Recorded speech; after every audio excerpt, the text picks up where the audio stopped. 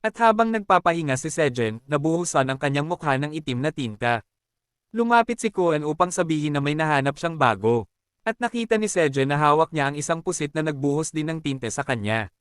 Hindi lang si Kuan ang binuhusan ng tinte ng pusit. Dahil 3 kuneho rin ang nabiktima. At dumating sila upang magreklamo kay Sejen. Tawang-tawa lang si Sejen at sinabing naging itim na kuneho na silang lahat. Pwede mong sabihing naglaro lang sila ng Squid Games. Habang tinutulungan ng Gray Rabbit Simp na linisin ang mukha ng Sickle Rabbit sa isang sulok. Tinutulungan naman ng ama ng kuneho ang 2 pang kuneho sa paglilinis. Sinubukang linisin ng ina ng kuneho ang mukha ng Black Warrior Rabbit. At sumigaw ito na hindi naman siya nabuhusan. Lol! Restless siya sa sarili niyang anak. Pagkatapos noon, pumunta si Sejen sa lawa at nakita niyang may mga pusit na palang lumalangoy doon. Sinabi niyang marami sila, at sinabi ni Kuan na sinubukan ng Black Warrior Rabbit na manghuli ng isa dahil mukhang kakaiba. Pero patuloy itong nagbubuga ng tinte sa kanya. Sinabi ni Kuan na ito rin ang unang beses na nakita nila ang mga pusit. Kaya wala ni isa sa kanila ang nakakaalam kung anong uri ng nilalang ito. Pero ito rin ang unang beses na nakita ito ng Black Warrior Rabbit. Sumang-ayon ng Black Warrior Rabbit. Sinabi niyang kakaiba ang hugis ng nilalang na ito at parang malambot. Naiintindihan ni Sejen na hindi nila kilala kung ano ang pusit. Kaya sabay silang nagtanong tungkol dito. Sinabi ni Sejen na napakasarap nito at tinanong sila kung gusto nilang tikman. Siyempre, ang sagot ay oo. Sinimulan ni Sejen na hiwain ang pusit at iprito ito sa langis kasama ang iba pang sangkap na nandyan na.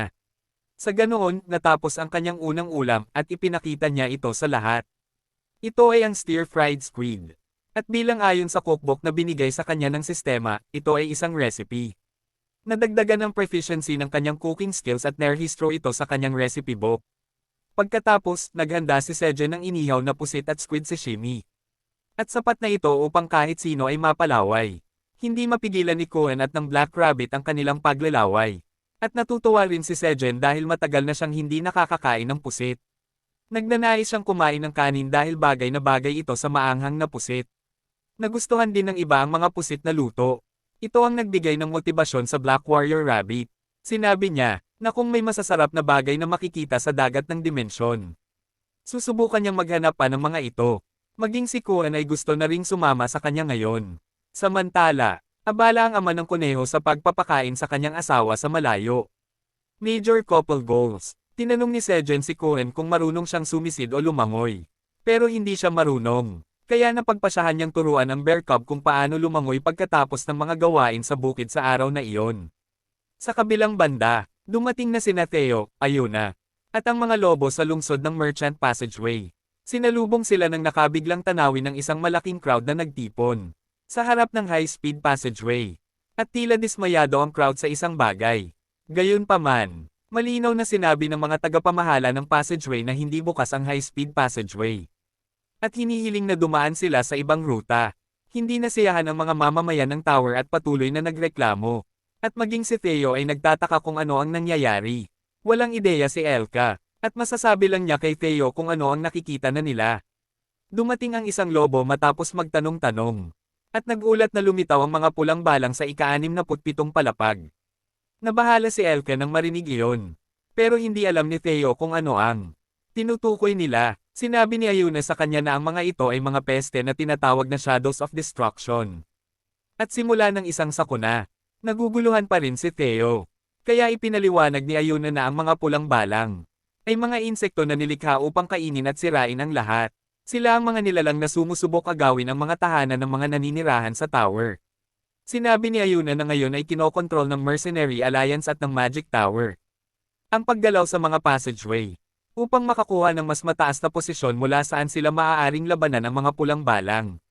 Sinabi niyang, dapat sana ay sasali rin siya sa kanila. Pero ngayon, ang pagkikita sa Black Dragon ang mas mahalaga. Kaya napagpasyahan niyang gamitin ang Lightspeed Passageway.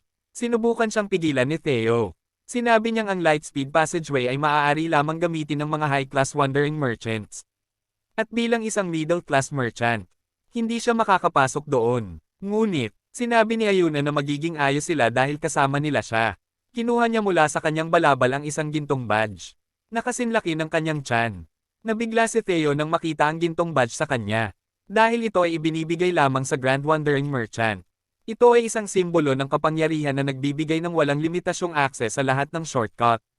Biglang nagbago ang ugali ni Theo kay Ayuna. At sinabi niyang dapat maging magkasundo sila. Pero ayaw naman ni Ayuna. Loki ay gold digger si Theo.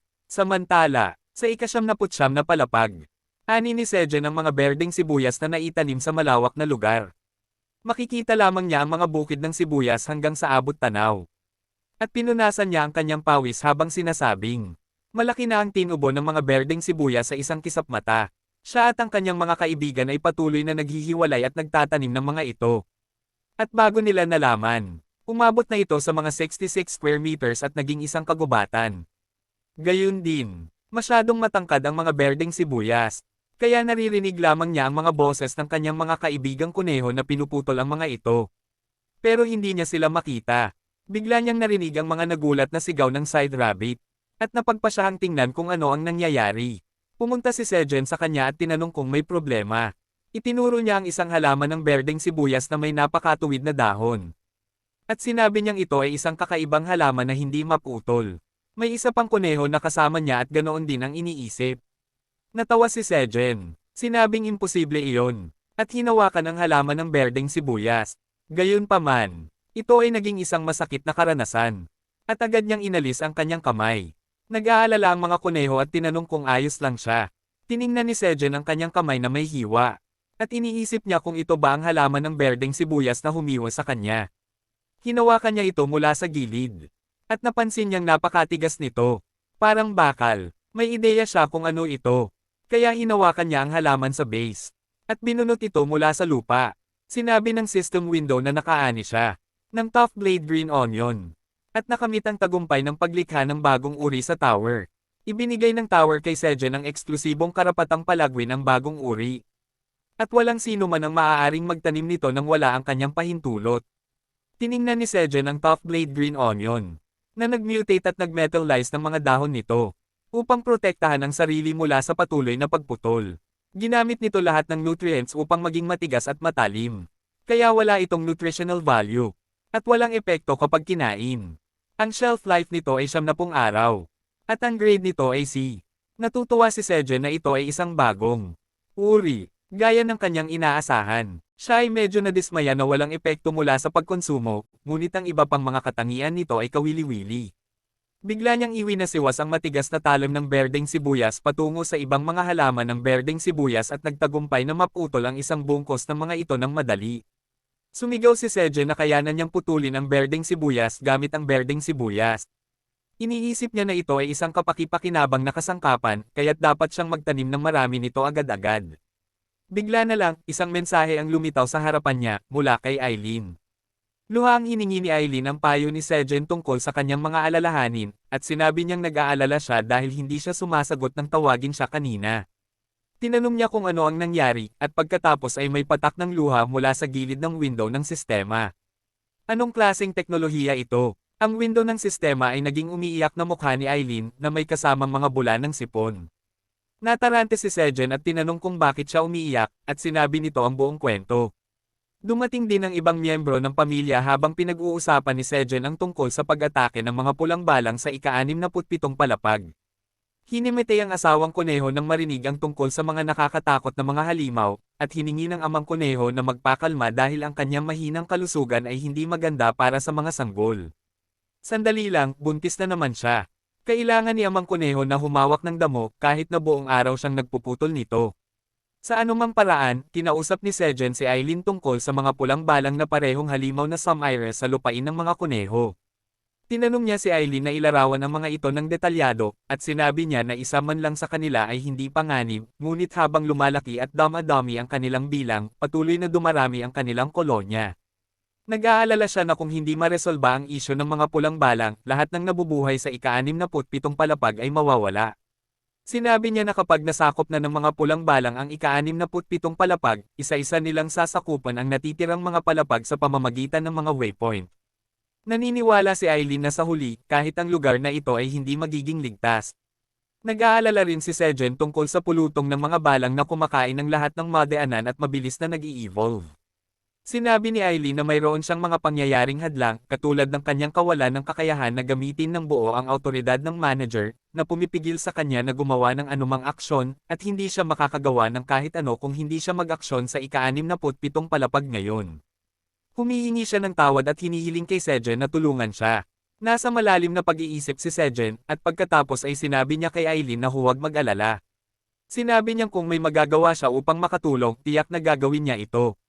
Sinabi niya na hindi siya dapat mag-alala dahil siya ang magsasaka ng tore. Sinabi niya na ang lugar na ito ay tahanan din niya, at hindi niya maaaring hayaan itong manatiling hindi ligtas. Sinabi niya na sina Theo at ang mga kuneho, mga lobo, at mga minotauro ay handang iwan ang lahat agad-agad para sa kapakanan ng tore. Sinabi rin ng mga kuneho kay Eileen na magtiwala sa tore, at siya ay labis na naantig sa kanilang kilos. Gayunpaman, pagkatapos ng lahat ng ito, nagtataka si Sejen kung ano ang magagawa niya upang makatulong. Hindi siya makababa ng tore. Bigla na lang, bumalik si Theo, at natutuwa si Sejen na makita siya dahil dumating siya sa tamang oras. Gayunpaman, nagulat siya nang makita si Ayuna sa tabi niya. Ipinakilala ni Theo siya bilang kanilang bisita, at binati ni Ayuna si Sejen, tinatanong kung siya ba ang dakilang itim na dragon. Natahimik si Sejen at ang tanging nasa isip niya ay na si Ayuna ay isang hamster. Iyan na para sa video na ito. Talagang nasasabik akong makita kung paano ang magiging pagkikita ni na Sejen at Ayuna. Gayun din, ang bagong nakuha na matigas na talim ng berdeng sibuyas ay maaaring maging bahagi ng solusyon sa problema ng mga pulang balang, ngunit kailangan nating maghintay upang makita kung ano ang mangyayari.